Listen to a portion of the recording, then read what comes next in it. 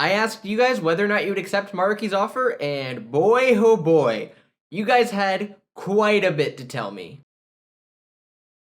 So a couple months ago, I uploaded a video underlying the basic philosophy behind the third semester of Persona 5 Royal, and in it I asked a simple question: would you accept Maruki's offer? And to that I received over 150 comments and replies. So today I thought I would read through a couple that I find particularly interesting and just give my thoughts on some of the comments that we have to say. So going through some of the comments, the top comment on this video is from an account called Futable Sakura, who said, "I would reject Maruki's offer no matter how tempting it can be. The reason for this is because my bio dad was emotionally and mentally abusive towards me. He manipulated me for over 8 years and tried to turn me against my amazing mom. I eventually got out of the situation and I'm fine now. I do have anxiety and trust issues due to the abuse. I go to therapy to cope and I'll be fine. But the trust issues cause me to desire cold, raw truth. I hate when people choose to run away.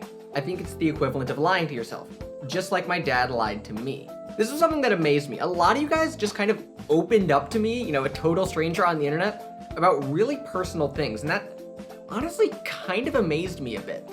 And to that I say, I salute you guys. You guys are serious troopers. It is unbelievable that, you'd go through all this and still say, no, I would rather live in the reality we're in. It's just, I have nothing really to say about that. You guys are amazing. This video is not scripted, by the way, if you can't already tell, so just bear with me a little bit with some of these. The next comment is from someone called Demi Fiend of Time, who says, "Like Akechi, I'd rather be dead than accept a happy life without freedom, because at that point, you're not alive, you're a puppet." Again, fascinating stuff you guys have to say.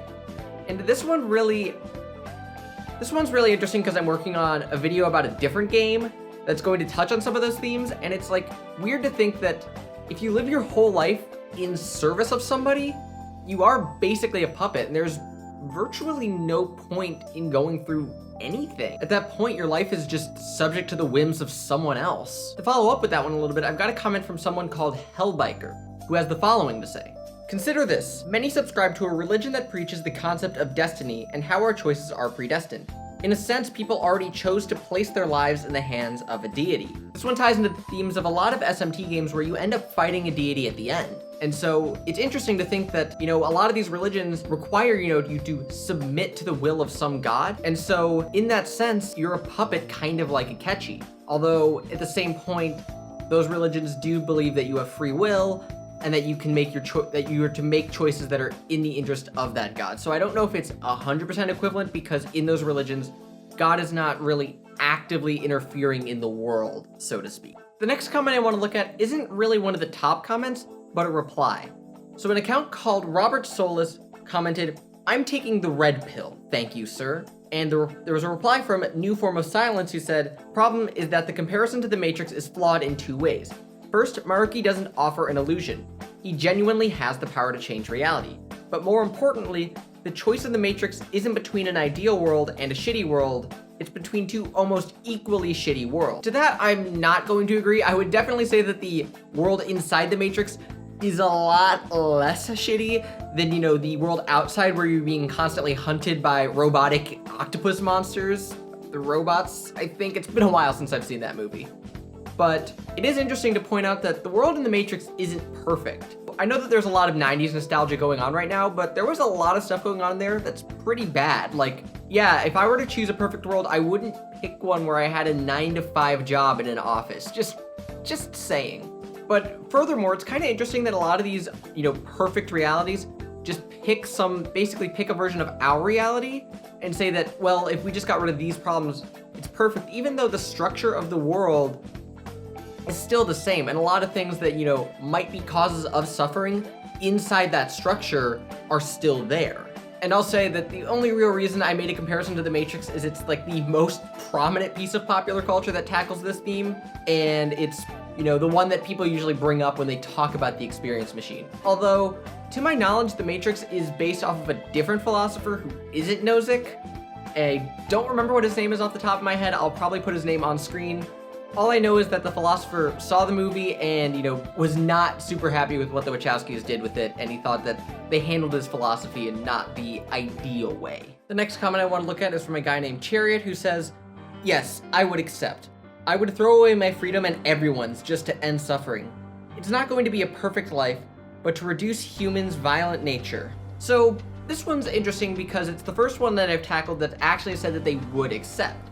And this one comes from a utilitarian perspective, which is something that Nozick's writings was pretty vehemently against.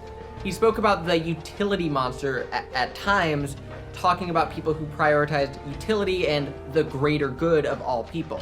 And that's what this comment is going towards. I'm not super familiar with Nozick's philosophy. I really only know that stuff with the Experience Machine and where his politics sit generally. I haven't read too much of his actual critiques, however. And it's interesting to think that if you have a utilitarian mindset and you want to reduce suffering for the most amount of people, then you would want to accept his offer and allow him to change reality for the better. Our next comment comes from Peckneck, who says, "Absolutely. Let's be perfectly honest here. There are literally no logical downsides to Maruki's reality. None. Zero. If this man was in charge of reality, you would have anything. Money, fame, house, wife, loving family, your deceased family members living again, anything you ever dreamed of. And for what? Nothing. Literally nothing. You get your perfect life, and Maruki wants absolutely nothing in return other than you simply enjoying your stay in the reality he gave you. Now, I can already hear people saying that that would be immoral because people deserve to live however they wish without anyone controlling their lives, opinions, and whatever. But tell me, does our actual reality even allow you to truly be free? Because last I checked, in our current actual reality, people are constantly being controlled and brainwashed by politicians, corporations, media, and who knows what else. If anything, we are being controlled more in our actual reality than we would have been in Maruki's, and that's a fact. So it's interesting that this person brings up that there are basically large structures that already control our lives. There are things that you basically have to submit to. We are inundated with a mass media that more or less, by what they choose to cover and how they cover it, can have a sway on public opinion. We also live in a world where corporations are continuing to dictate more and more of our lives. We have less and less choice where we buy our stuff from as corporations continue to merge and get bigger. And so, the one thing I will point out though is Maruki's reality doesn't alter any of that. It literally just gives you what you want.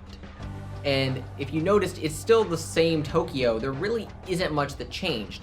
Although that might have to do with what the people in question actually wished for. And something that makes it more interesting is that with Maruki's reality, what if someone wished for something, a little more systemic and that would actually affect their lives with others? And what if people's wishes come into conflict with each other? What if your happiness relies on more or less someone else's misery, or where two people's wishes cannot happen simultaneously? What do you do then? At that point, the idea of this reality kind of starts to fall apart a bit. The next comment is from someone called Lamasi, who says, "After much consideration, if I ever had the chance in real life, I would take his offer with haste. If reality truly is that of a nihilistic nature, then not to accept would be stupidity for me.